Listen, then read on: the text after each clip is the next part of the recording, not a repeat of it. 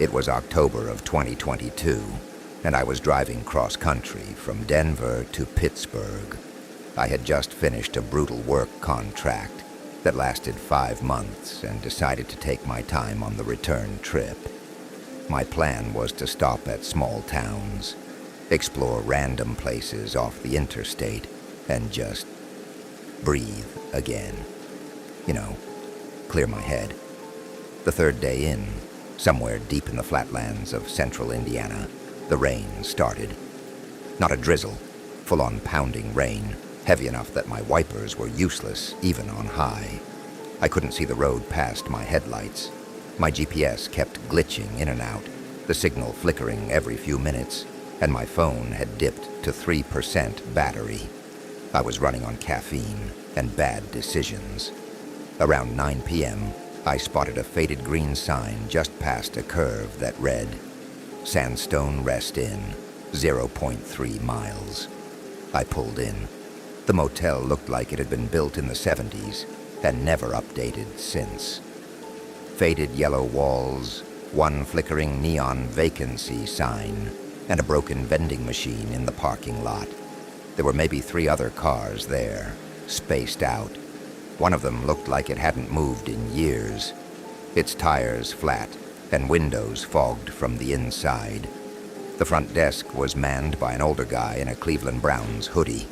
He barely looked up, just slid a clipboard across the counter and muttered, "Room 103, keys already in the door." No ID check, no receipt, just that. Honestly, I didn't care. I just needed a warm bed, a locked door, and a few hours of sleep. The room smelled like mildew and something sweet, like a half-opened bag of old marshmallows. One dim bulb in the ceiling, faded green carpet, and a stiff mattress that creaked like bones when I sat down. But the weirdest thing was the TV. It was a huge old box-style television bolted to a metal stand in the corner. Not flat screen, not smart, just ancient. The kind with dials and those grainy speaker holes on the side. The power light was already on, a dull red glow under the screen, but the TV wasn't playing anything, just soft static, white noise and gray fuzz. I didn't even touch the remote.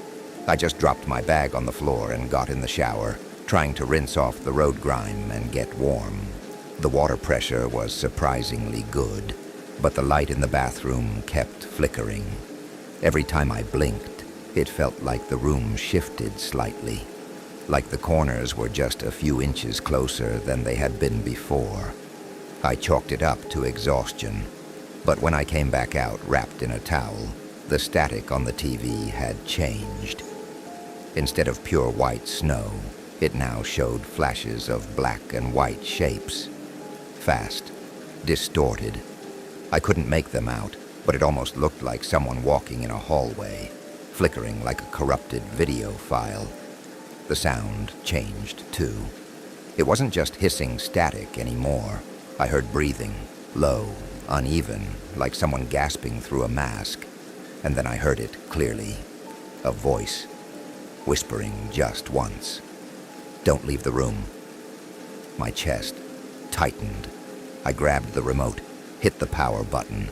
The screen turned black, but the power light stayed red. I unplugged it completely from the wall. Still, the red power light glowed. I swear, in that moment, the sound of rain outside got quieter. Not because the storm was dying down, but like the room itself was muting the world outside. I stood there, dripping, holding the unplugged cord, staring at the red dot. I was too tired to be scared, or maybe I was already too far into the weird to process it. I threw on a hoodie, locked the door from inside, and lay down. The TV remained silent, dark, but that red light kept glowing. It was the last thing I saw before I fell asleep. I woke up sometime after 3 a.m., gasping like I'd just surfaced from drowning. There was no thunder, no rain, nothing. Just silence. And that red light on the TV, still glowing in the dark. I sat up and realized immediately that something wasn't right. The air in the room felt thick, not humid, heavy, like it had weight, like you had to push through it to move. I could hear this faint low tone, almost like a mechanical hum coming from somewhere. Not from the TV, deeper, below it. I stood up and walked over to the TV stand. Even though I had unplugged it earlier, the red light was still on, like it was drawing power from somewhere else. But now the screen wasn't black. It had turned on again. But this time, it was showing me a live feed. Same angle, same lighting, same room, same bed. Except I wasn't in the shot. I moved to the side. Nothing changed. Then I stepped into the exact spot where I was supposed to be. Still empty on screen. It was showing room 103. But in this weird, parallel version, the colors were drained, the corners distorted. Everything looked too tall, too narrow, like the footage was stretched. And the bed? It was covered in plastic. The kind of crinkly plastic they wrap corpses in on crime shows. And on that bed, something was moving under the plastic. I stared for what felt like minutes, completely frozen. And then, whatever was under that plastic stopped moving and sat up. Its head jerked violently to the side, like it had no spine. It didn't have a face, just a smooth surface like skin stretched over a balloon. And then it turned toward the camera, toward me, and raised its hand. Not a wave, just pointed at me. That's when the TV screen went completely black. I stumbled backward and tripped over the nightstand. My knee hit the edge hard, but I barely felt it. I was shaking, my breath coming in short, sharp bursts. I grabbed my phone, trying to check the time. Dead. Battery at 3% when I came in. Now completely gone. No charger in sight. My car key was still on the dresser. I hadn't even unpacked. I made the decision to leave. I threw on my jacket, grabbed my stuff, and yanked the door open. But the hallway outside was wrong. The layout was the same, but the lights were off. And instead of the faded motel carpet, the floor was this shiny black tile, wet like it had just rained. The walls weren't textured anymore. They were smooth, metallic, like an office building or a hospital. And at the end of the hallway was a mirror. But it wasn't reflecting anything. It was just showing that same empty room 103. I stepped back inside, slammed the door shut, and pressed my back against it. I didn't know what the hell was happening. I didn't know if I was dreaming, hallucinating, losing my mind. But I knew one thing for sure. Room 103 didn't want me to leave. I sat on the floor, knees pulled to my chest, staring at the unplugged TV with its red, glowing eye. I don't know how long I stayed like that. Maybe 30 minutes, maybe hours, and then the TV turned on again. On the screen was a house, my childhood house, shot from the front lawn, facing the porch. I felt my whole body go cold. This wasn't static. This wasn't a trick. This was real. The mailbox had our old address, the chipped white paint on the columns, the old swing we never fixed. And then I saw a figure walk into frame. A younger version of me, like 11 years old, holding a red flashlight. I watched as the kid version of me turned to the camera and smiled. Then the screen glitched. The smile distorted. His eyes bled black, and the image started to warp. The smile on the younger version of me stretched, unnaturally.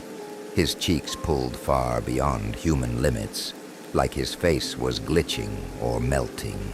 The red flashlight he was holding started to pulse like a heartbeat, on, off, until the entire screen began throbbing in sync. And then, a message appeared across the bottom of the screen in red, blocky text. You shouldn't have come back. The screen went black. Dead silence. No static. No hum. Just the deep, suffocating quiet of the room. I didn't move, not even to breathe. That red power light on the TV flickered, then turned green. I stood slowly and backed away from it like it was alive, like it was watching. I didn't even care about my things anymore. I just grabbed the key from the dresser, shoved on my boots, and bolted. But when I opened the door again, the hallway was normal now. Same yellow lighting, same ugly carpeting, same vending machine buzzed down the corridor. I didn't wait. I ran straight to my car. Rain had started again, soft this time, like a whisper. I jumped into the driver's seat, slammed the door, and looked at my phone. 3:17 a.m. battery, 53%. What? I swear it was dead just half an hour ago. Had I imagined it? Hallucinated the whole night? I didn't care. I started the car, peeled out of the parking lot, and didn't stop driving until sunrise. It was only 2 days later, when I checked into a proper hotel in Pennsylvania, that I decided to look up Sandstone Rest Inn. I typed it into Google. Nothing. No listings, no maps, no reviews, no record that it ever existed. I zoomed into the exact spot on my GPS where it had been. All that showed up was a field. Just a green patch beside the highway with no structures, not even a foundation. Now here's the part I've never told anyone. When I got home, a week later, I found something in my bag, tucked into a side pocket I never use. Was a TV remote. Big, clunky, old, with dust still in the grooves. I never took the remote with me. And here's the worst part. Sometimes when I'm trying to sleep at night, I swear I hear that soft, static noise again. Just for a second. Not from the walls, not from my phone, but from inside the room. And when I look up, sometimes, I see a red light.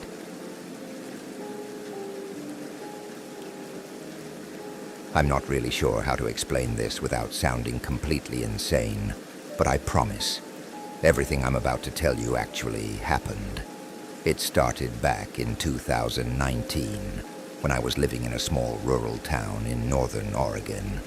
Not the type of town you see in crime documentaries or ghost hunter shows. Just a quiet, foggy place surrounded by pine forests and long winding roads that led to nowhere in particular. I worked nights at a 24-hour gas station that sat at a lonely four-way intersection where barely any traffic passed after 10 p.m. The nights were usually uneventful. Me, a flickering overhead light, and the sound of rain tapping against the glass. Occasionally a trucker would pull in for gas or coffee, but most nights it felt like the world had forgotten about our little corner of it. And then, in early November, something changed. It was a Monday night. Cold. Damp. One of those evenings where the fog rolls in so thick you can barely see your own headlights. I was standing behind the counter, sipping on gas station coffee that tasted like burnt cardboard, when I saw a figure standing by pump number 3. No car, no footsteps, just standing there in the fog. I stepped out from behind the counter to get a better look. The man was tall, really tall, probably 6 feet 5 inches or more, and wore a long, faded coat that reached his ankles. He had a wide-brimmed hat pulled low over his face, and I couldn't see his eyes, just the lower half of his face, pale, thin lips, and a crooked chin that looked slightly wrong, like someone had drawn it badly and tried to erase it. I opened the sliding door and called out, "Hey, sir, we're open if you need anything." He didn't move, just kept staring at the station, or through it. I couldn't tell. I felt the hair on the back of my neck stand up. I closed the door and turned around to grab my phone, thinking I'd take a picture or maybe call the sheriff's non-emergency line. But when I turned back, he was gone. No car, no footsteps, just fog. I walked outside, checked around the pumps, even peeked behind the vending machines. Nothing. I told myself maybe he wandered off into the woods behind the building, though why anyone would do that in the middle of a cold, foggy night was beyond me. Still, I wrote it off as weird, but harmless. People are strange. That's not news. But then he came back. 3 nights later, same time, around 1:17 a.m., same place, pump number 3, and the exact same posture. I felt my chest tighten the moment I saw him. I didn't go outside this time. I just stared from the counter, phone already in hand. This time I took a photo. I don't know what I expected to see, but what showed up on the screen made my stomach twist. The man wasn't in the photo. Everything else was. The pump, the fog, the rain-covered concrete. But the space where he stood was just blank. Like the image had been edited. Like someone had carved him out of the picture. The longer I stared at that blank spot on my screen, the more nauseous I felt. Then the lights above pump 3 flickered. Once, twice, and when I looked up, he was gone again. I didn't sleep when I got home. Every time I closed my eyes, I kept thinking of that missing silhouette in the photo. That blank space that felt too empty, too deliberate. Like the universe didn't want me to remember him, and I would have left it alone, let it be, if not for what happened the next night. I was standing outside, taking a smoke break, something I rarely do, but the station smelled weird that night, like copper and old water. When I saw him again, not by the pump, this time he was across the street, on the edge of the woods, closer to the trees, his coat fluttering in the wind, his head tilted unnaturally sideways. And this time, he raised his hand, not waving, just pointing at me. I didn't go back inside right away. I stood there, completely frozen, while the rain misted over my arms and face. My cigarette burned down to the filter, but I didn't move.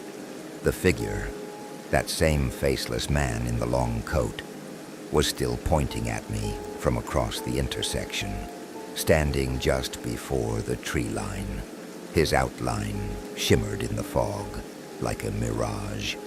Then, without warning, the streetlights all around the intersection flickered off. Total darkness swallowed everything except the faint orange glow from the gas station canopy behind me. I blinked hard, trying to make sense of what I was seeing. But by the time the lights came back on, he was gone. Not a single wet footprint on the pavement. Just a wet silence and my pulse hammering in my ears. I made the decision right then. I wasn't working another night shift. I texted my manager, told him something had come up and that I'd need a few days off. He didn't ask questions. I think he could hear the panic in my voice.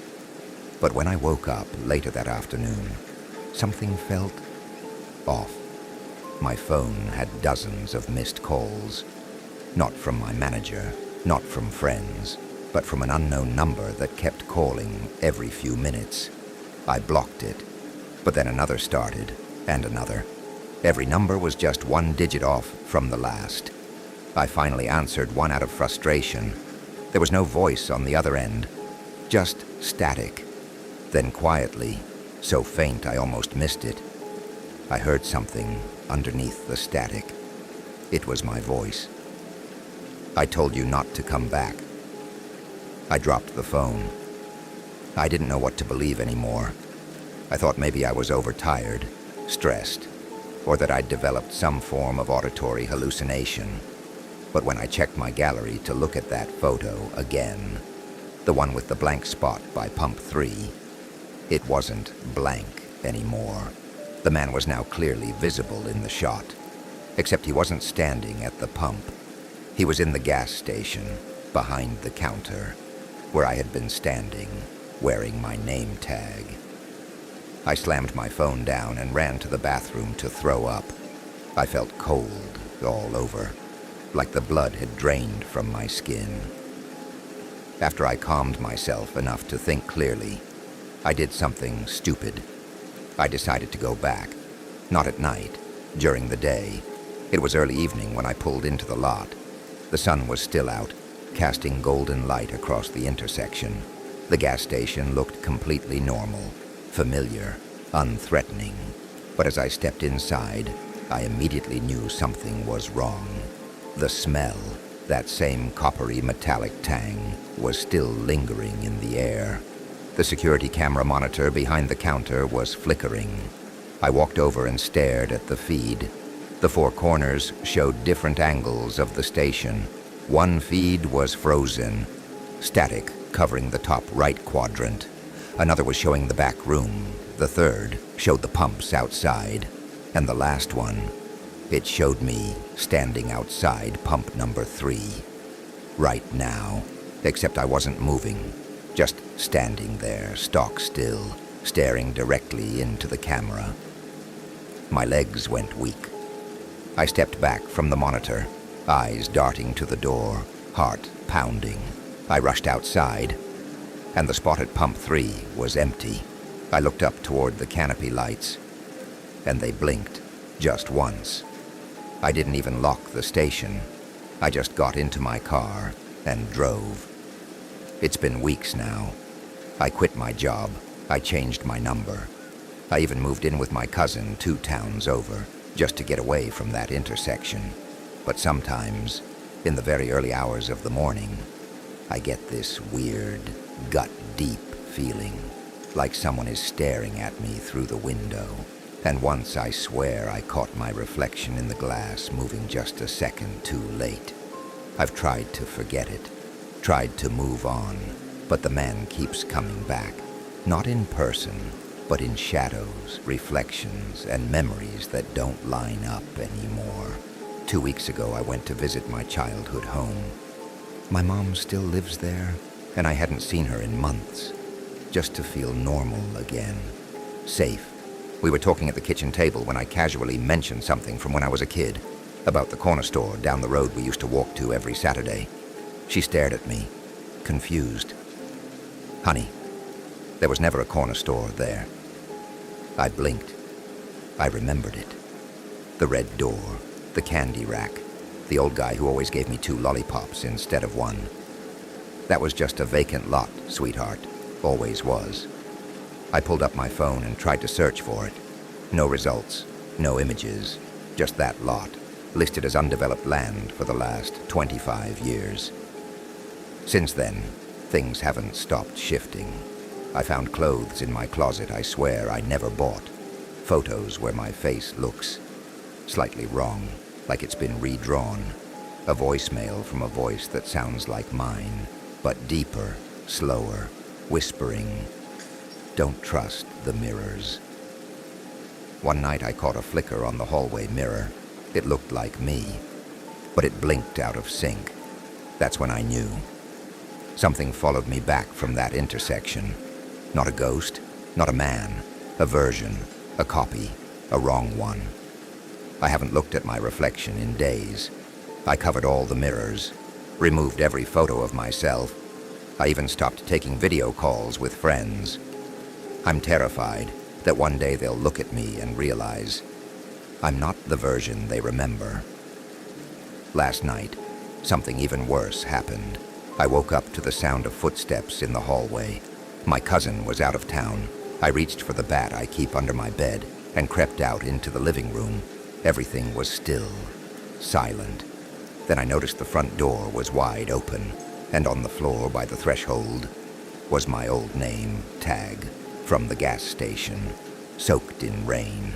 And when I picked it up, I heard something just behind me whisper, low and slow, almost gleeful, "You can't quit this shift."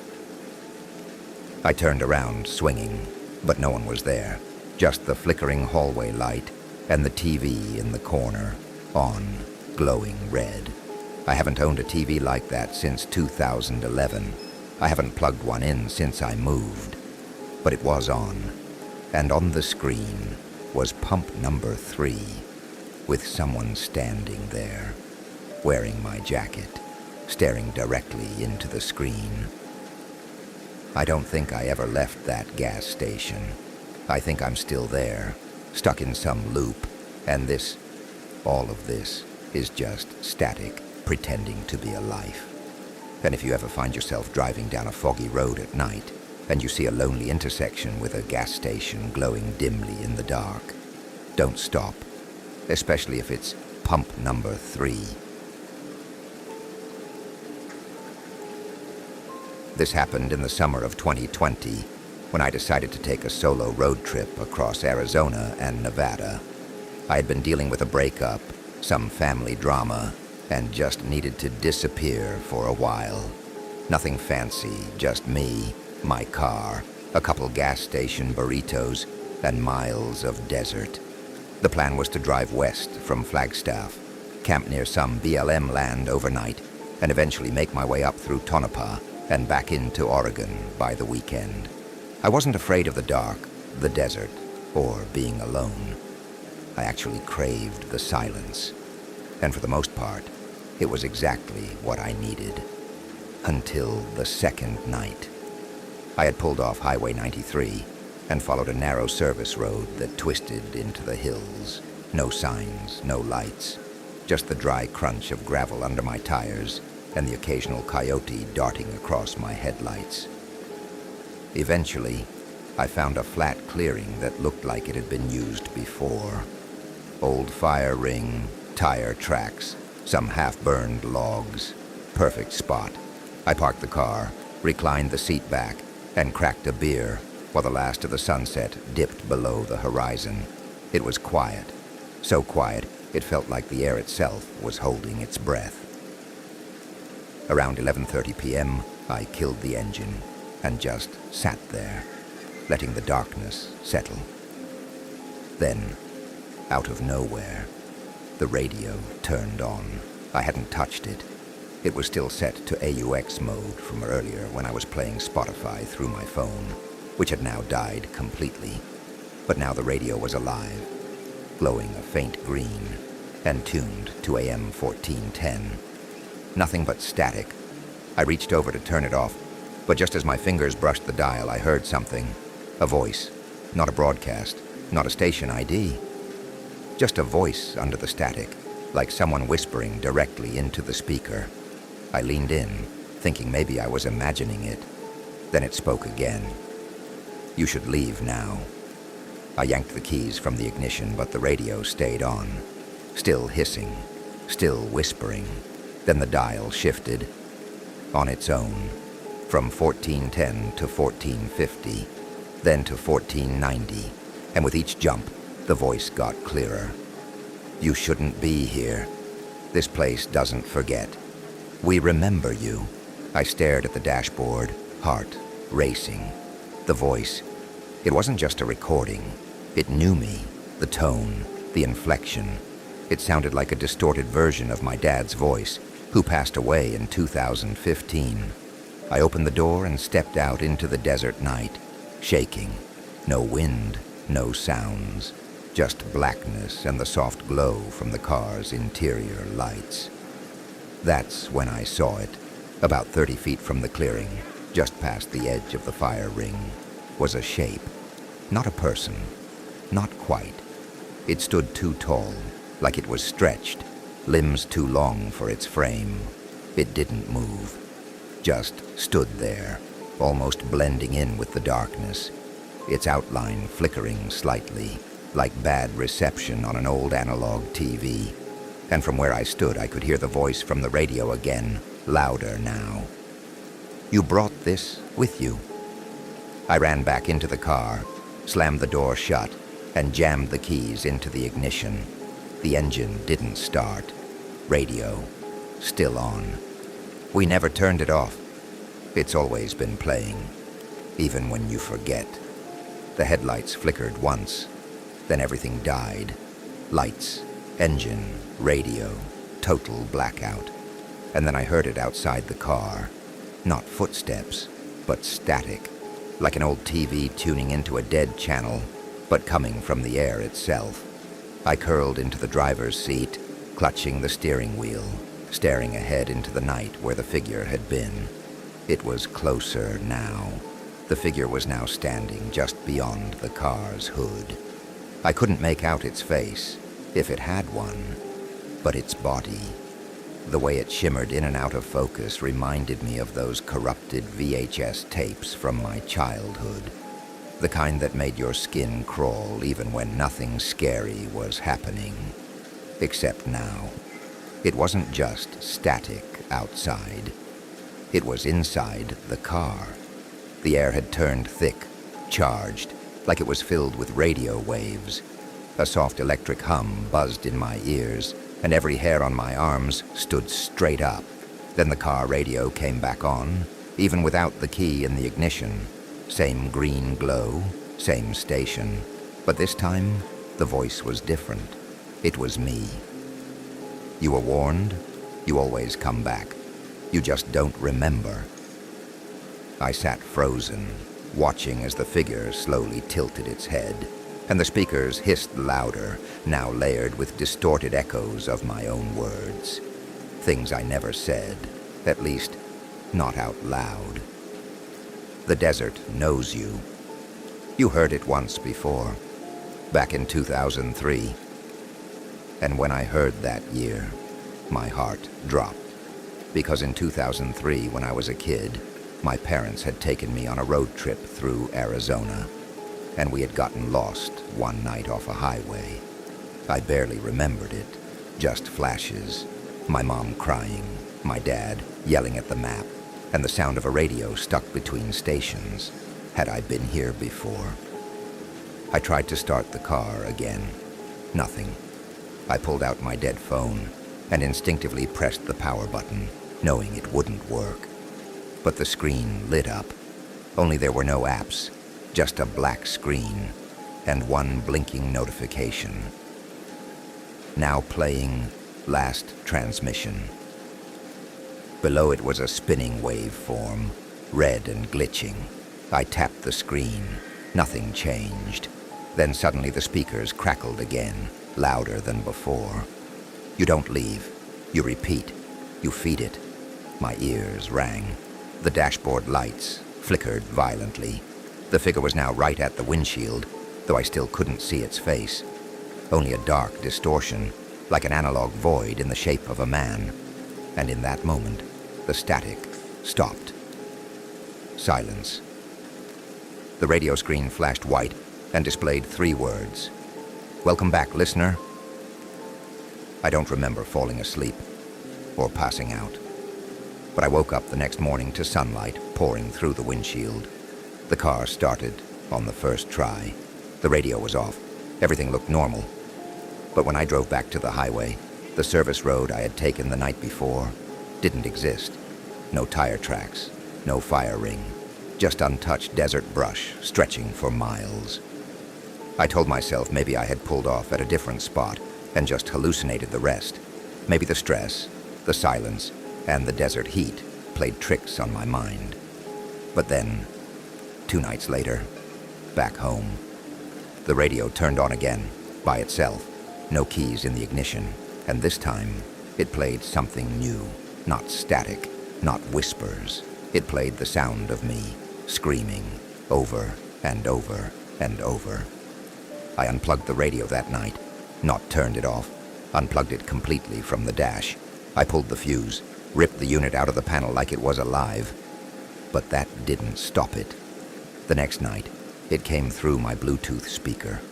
And the night after that, the static started playing from my bathroom mirror. I know how that sounds.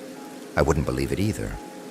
But I turned off the bathroom light, and from the other side of the mirror I could hear that same distorted hum, like it wasn't reflecting me anymore.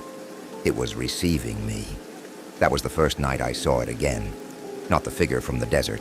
Me, standing outside the window. Same jacket, same scar on my neck, same tired eyes, but just wrong. A frame off, like an old analog copy of myself. I closed all my blinds.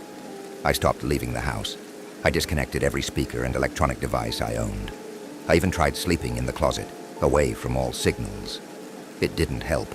The voice kept coming back, only now it wasn't warning me to leave. It was telling me what comes next. Do you remember the first time you tuned in? Your transmission is incomplete. We're trying to help you finish it. I thought this was about the desert, that something cursed me that night. But now I'm not sure I didn't bring it with me, that I haven't been broadcasting something my whole life without knowing it. What if that trip in 2003 wasn't the first time? What if this thing has always been tuning in, just waiting for me to hear it again? Last week I started getting packages in the mail, no return address. The first was a cassette tape, unlabeled, cracked, and old. The kind you'd find in the back of a trucker's glove box in the 90s. I don't even own a cassette player anymore.